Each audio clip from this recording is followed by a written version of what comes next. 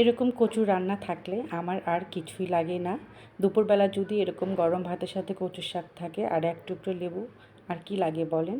তো আমি কচুগুলো প্রথমে ধুয়ে কেটে পরিষ্কার করে নিলাম, আর সাথে একটু লবণ এবং রসুন দিয়ে এটা সিদ্ধ করে নিব। রসুন দিলে কিন্তু এ পর্যায়ে আর গলা ধরবে না। তো আমার কচুগুলো সিদ্ধ হয়ে গেছে, আমি এটা ভালো করে ডাল ঘুটনি দিয়ে ঘুটে নিয়েছি এবং তারপরে আমি আবার একটু খুন্তি দিয়ে এটা ঘুটে নিচ্ছি, কারণ যাতে কাঁচা না থাকে। কাঁচা থাকলে কিন্তু কচু গলা ধরতে পারে।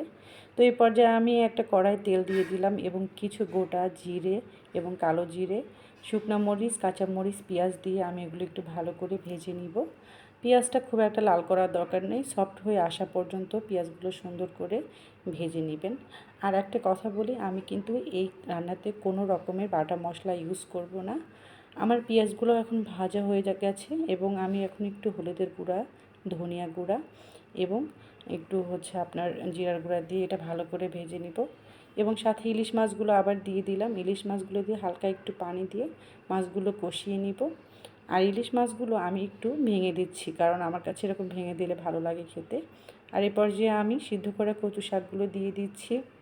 শাকগুলো দেওয়ার পর ভালো করে ভেজে নেব। ভাজা হয়ে গেলে রান্নাটা কমপ্লিট হয়ে যাবে। তো এই যে আমার ভাজা হচ্ছে, আর এই যে আমার ফাইনাল লুক। রান্নাটা কেমন হলো জানাবেন, আর আপনাদের ভালো লাগলে অবশ্যই কমেন্ট করবেন।